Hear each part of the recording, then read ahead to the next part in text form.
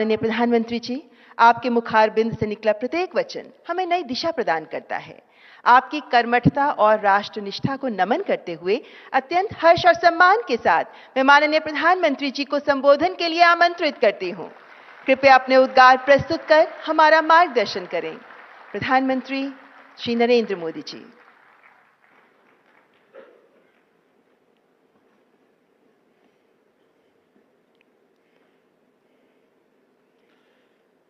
कार्यक्रम में उपस्थित केंद्रीय शिक्षा मंत्री श्री धर्मेंद्र प्रधान जी, डॉक्टर जितेंद्र सिंह जी, श्री जयंत चौधरी जी, डॉक्टर सुकांता मजूमदार जी, टेक्नोलॉजी के माध्यम से जुड़े मेरे मित्र श्री रमेश वाधवानी जी, डॉक्टर अजय केला जी, साइंस एंड टेक्नोलॉजी और एजुकेशन वर्ल्ड से जुड़े आप सभी साथी, अन्य महानुभाव, देवी और सज्जनों, आज यहां सरकार, एकेडमिया, साइंस और रिसर्च से जुड़े भिन्न भिन्न क्षेत्र के लोग इतनी बड़ी संख्या में उपस्थित है। ये एकजुटता, ये कॉन्फ्लुएंस, इसी को युग्म कहते हैं।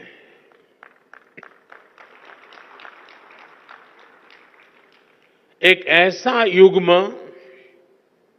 जिसमें विकसित भारत के फ्यूचर टेक से जुड़े स्टेक होल्डर्स एक साथ जुड़े हैं, एक साथ जुटे हैं। मुझे विश्वास है भारत की इनोवेशन कैपेसिटी और डीप टेक में भारत की भूमिका को बढ़ाने के लिए हम जो प्रयास कर रहे हैं, उसे इस आयोजन से और बल मिलेगा।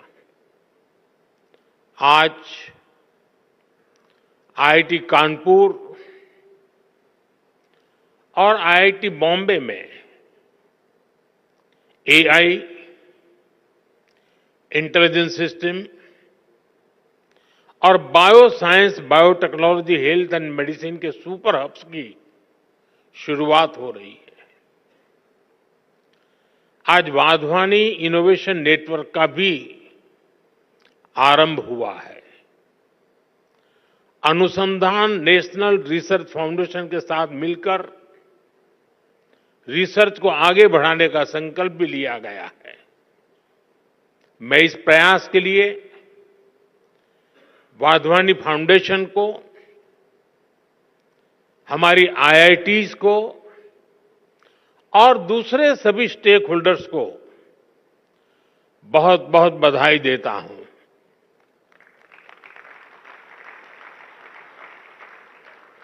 विशेष रूप से मैं मेरे मित्र रमेश वाधवानी जी की सराहना करता हूं। आपके डेडिकेशन और सक्रियता से प्राइवेट और पब्लिक सेक्टर ने मिलकर देश की शिक्षा व्यवस्था में कई सकारात्मक बदलाव किए हैं।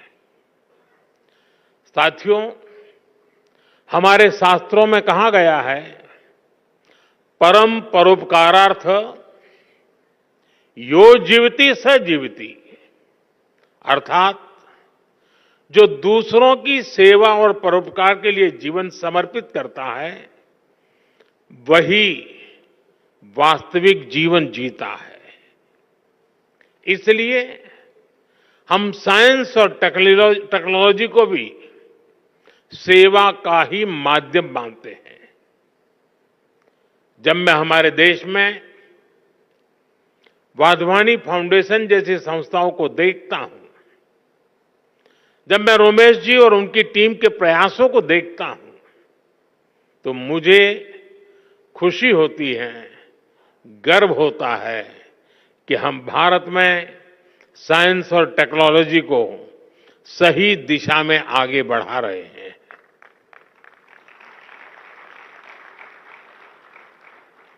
हम सब जानते हैं, रोमेश जी ने तो अपने जीवन को काफी संघर्ष में तपाया है, सेवा के लिए समर्पित किया है। जन्म के तुरंत बाद जब वो कुछ ही दिन के थे, तब विभाजन की विभीषिका झेलना,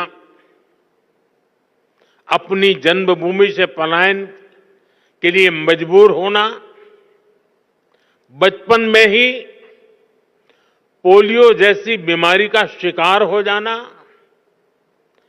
और उन कठिन परिस्थितियों से निकलकर इतने बड़े बिजनेस एम्पायर को बिल्ड करना, ये अपने आप में एक असाधारण और प्रेरणा देने वाली जीवन यात्रा है।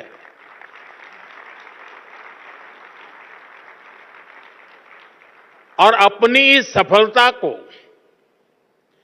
एजुकेशन और रिसर्च सेक्टर में भारत के लोगों के लिए समर्पित कर देना, भारत की युवा पीढ़ी के लिए समर्पित कर देना, भारत के उज्जवल भविष्य के लिए समर्पित कर देना, ये अपने आप में एक प्रेरक उदाहरण है। वाधवानी फाउंडेशन स्कूली शिक्षा, आंगनवाड़ी से जुड़ी टेक्नोलॉजी और एग्रीटेक में भी काफी काम कर रहा है। मैं इसके लिए और इसके पहले भी Wadhwani institute of artificial intelligence की स्थापना जैसे अवसर पर आप सबके बीच आया हूं। मुझे विश्वास है आने वाले समय में वाधवानी फाउंडेशन ऐसे ही अनेक माइलस्टोन्स गढ़ता रहेगा। मेरी शुभकामनाएं आपकी संस्था के साथ है, आपके इनिशिएटिव के साथ है। साथियों, किसी भी देश का भविष्य उसकी युवा पीढ़ी पर निर्भर होता है। इसलिए ये जरूरी है कि हम अपने युवाओं के भविष्य के लिए और उनको भारत के उज्जवल भविष्य के लिए तैयार करें। इसमें बड़ी भूमिका देश के एजुकेशन सिस्टम की भी होती है। इसलिए हम देश के एजुकेशन सिस्टम को 21वीं सदी की जरूरतों के मुताबिक आधुनिक बना रहे हैं। देश में नई नेशनल एजुकेशन पॉलिसी लाई गई है। इसे शिक्षा के ग्लोबल स्टैंडर्ड्स को ध्यान में रखकर तैयार किया गया है। नई एजुकेशन पॉलिसी आने के बाद हम भारतीय एजुकेशन सिस्टम में बड़ा बदलाव भी देख रहे हैं। National curriculum framework, learning teaching material और क्लास 1 से लेकर क्लास 7 तक नई टेक्स्ट बुक तैयार कर ली गई है। पीएम ई विद्या और दीक्षा प्लेटफॉर्म के तहत one nation one digital education infrastructure का निर्माण किया गया है। ये इंफ्रास्ट्रक्चर एआई बेस्ड है और स्केलेबल भी है। इसका इस्तेमाल देश की 30 से ज्यादा भाषाओं और 7 विदेशी भाषाओं में टेक्स्ट बुक्स तैयार करने के लिए हो रहा है। नेशनल क्रेडिट फ्रेमवर्क के जरिए स्टूडेंट्स के लिए अलग अलग विषयों को एक साथ पढ़ाना आसान हो गया है। यानी भारत के स्टूडेंट्स को अब आधुनिक शिक्षा मिलनी शुरू हुई है। उनकी कैरियर के लिए नए रास्ते बन रहे हैं।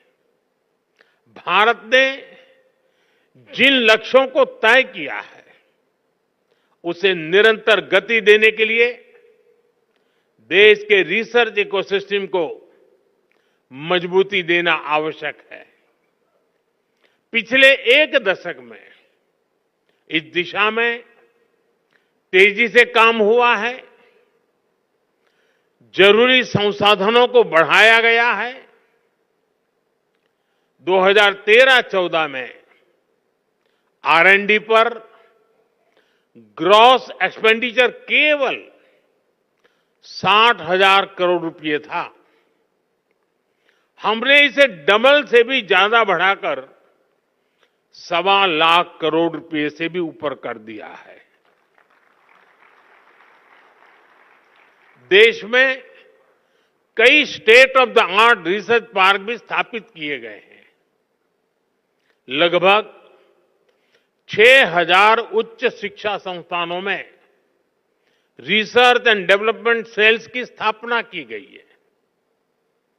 हमारे प्रयासों से देश में इनोवेशन कल्चर तेजी से विकसित हो रहा है। 2014 में भारत के 40,000 के आसपास पेटेंट फाइल हुए थे। अब ये संख्या बढ़कर 80,000 से ज्यादा हो गई है। इससे ये भी पता चलता है कि देश के युवा को हमारे इंटेलेक्चुअल प्रॉपर्टी इकोसिस्टम से कितना सपोर्ट मिल रहा है। देश में रिसर्च कल्चर को बढ़ावा देने के लिए 50,000 करोड़ रुपए के अनुसंधान नेशनल रिसर्च फाउंडेशन की स्थापना की गई है।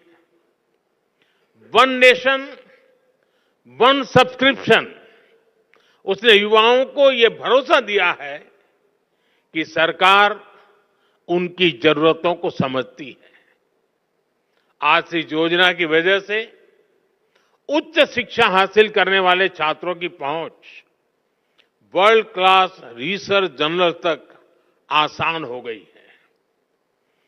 देश की प्रतिभाओं को आगे बढ़ने में कोई रुकावट ना आए, इसके लिए प्राइम मिनिस्टर्स रिसर्च फेलोशिप की व्यवस्था बनाई गई है।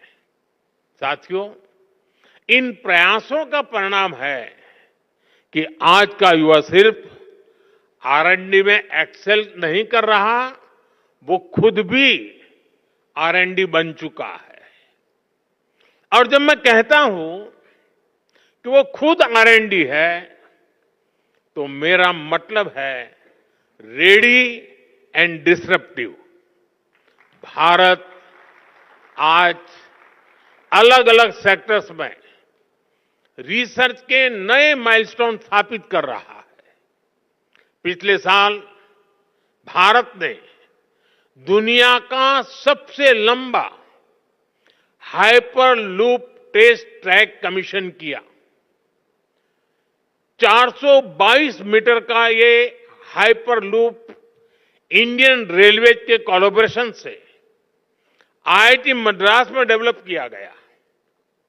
IISc बेंगलोर के साइंटिस्ट ने भी एक ऐसी टेक्नोलॉजी डेवलप की है जो नैनो स्केल पर लाइट को कंट्रोल करती है। IISc में ही रिसर्चर्स ने ब्रेन ऑन चिप टेक्नोलॉजी विकसित की है। ब्रेन ऑन अ चिप यानी एक मॉलिक्यूलर फिल्म के अंदर 16,000 से ज्यादा कंडक्शन स्टेट्स में है। डाटा स्टोर और प्रोसेस करने की कैपेबिलिटी। कुछ सप्ताह पहले ही देश ने पहली इंडिजीनियस MRI मशीन भी बना ली है। ऐसे अनेक पाथ ब्रेकिंग R&D हैं जो हमारी यूनिवर्सिटीज में हो रहे हैं। ये है विकसित होते भारत की युवा शक्ति, रेडी, डिसरप्टिव और ट्रांसफॉर्मेटिव। साथियों, भारत के यूनिवर्सिटी कैंपस आज नए डायनेमिक सेंटर्स बन रहे हैं। ऐसे सेंटर्स जहां युवा शक्ति ब्रेक थ्रू इनोवेशन को ड्राइव कर रही है। हाल ही में हायर एजुकेशन इंपैक्ट रैंकिंग में भारत ग्लोबल लेवल पर सबसे ज्यादा रिप्रेजेंटेड रहा। 125 देशों के 2000 इंस्टीट्यूशन में से 90 से ज्यादा यूनिवर्सिटी भारत से थी। 2014 में क्यूएस वर्ल्ड रैंकिंग में भारत के केवल 9 इंस्टीट्यूट्स और यूनिवर्सिटीज थी। 2025 में यह संख्या 46 हो चुकी है। दुनिया के टॉप 500 हायर एजुकेशन इंस्टीट्यूट्स में भारतीय संस्थानों की संख्या भी पिछले 10 वर्षों में तेजी से बढ़ी है।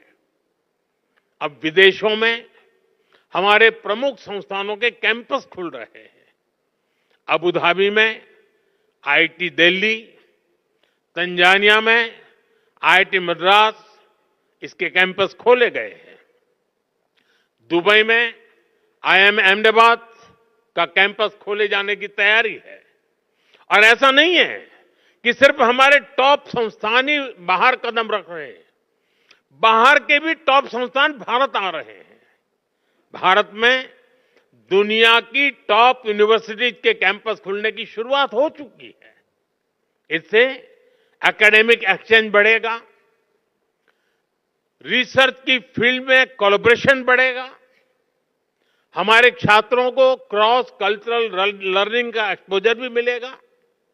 साथियों, टैलेंट, टेम्परामेंट और टेक्नोलॉजी की ट्रिनिटी ही भारत के भविष्य को ट्रांसफॉर्म करेगी। इसके लिए हम भारत के बच्चों को बचपन में ही जरूरी एक्सपोजर दे रहे हैं। अभी हमारे साथी धर्मेंद्र जी ने विस्तार से बताया, हमने अटल टिंकरिंग लैब जैसे इनिशिएटिव लिए हैं। अभी तक देश में 10,000 अटल टिंकरिंग लैब खोली जा चुकी है। इस बजट में सरकार ने 50,000 और अटल टिंकरिंग लैब खोलने की घोषणा की है। विद्यार्थियों को फाइनेंशियल सपोर्ट देने के लिए पीएम विद्यालक्ष्मी योजना भी शुरू की गई है। हमारे स्टूडेंट्स अपनी लर्निंग को एक्सपीरियंस में तब्दील कर सके, इसके लिए हमने 7,000 से ज्यादा इंस्टीट्यूट्स में इंटर्नशिप सेल स्थापित किए हैं। युवाओं में नए स्किल्स विकसित करने के लिए आज हर संभव प्रयास किया जा रहा है। इन युवाओं के टैलेंट, टेम्परामेंट और टेक्नोलॉजी की ये ताकत ही भारत को सफलता के शिखर तक लेकर जाएगी। साथियों, हमने विकसित भारत के लक्ष्य के लिए अगले 25 वर्षों की समय सीमा तय की है। हमारे पास समय सीमित है, लक्ष्य बड़े हैं।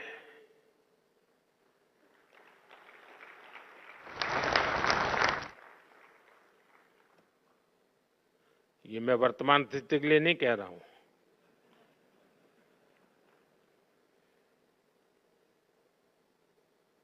और इसलिए ये जरूरी है कि हमारे आइडिया की प्रोटोटाइप से प्रोडक्ट तक की यात्रा भी कम से कम समय में पूरी हो।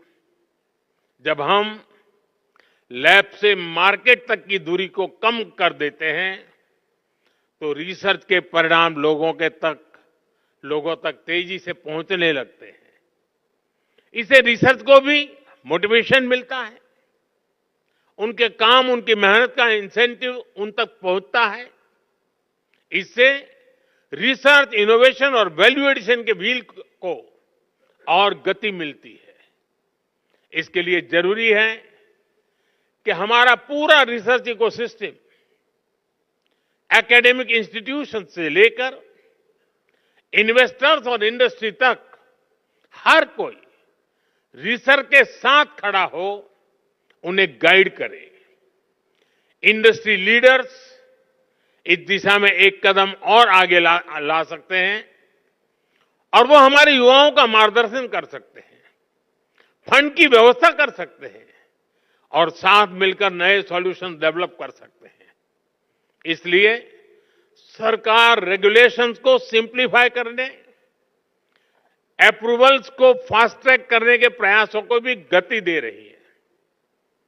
साथियों, हमें AI, quantum computing, advance analytics, space tech, health take, synthetic biology को लगातार प्रमोट करना होगा।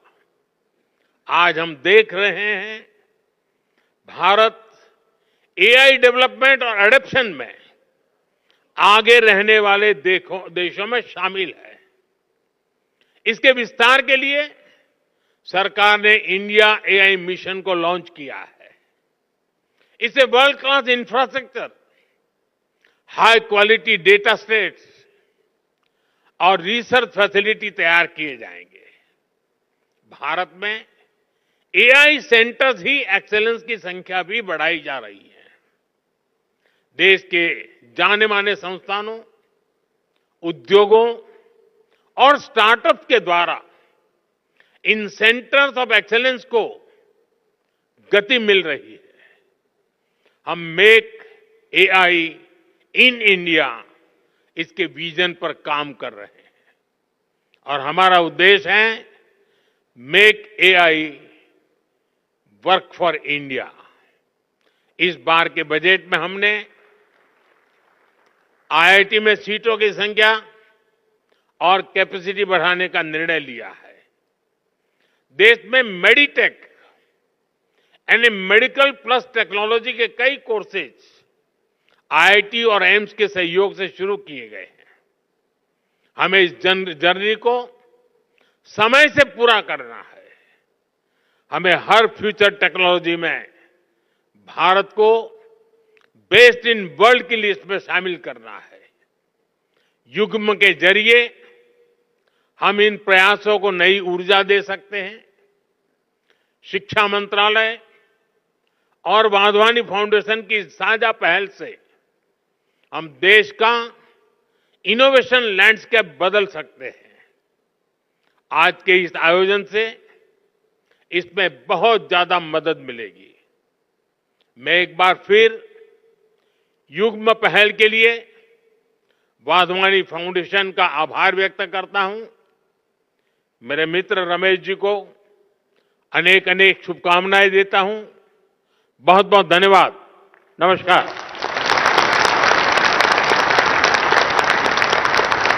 आपके प्रेरणादायक शब्दों के लिए आपका कोटि कोटि आभार माननीय प्रधानमंत्री जी। आपका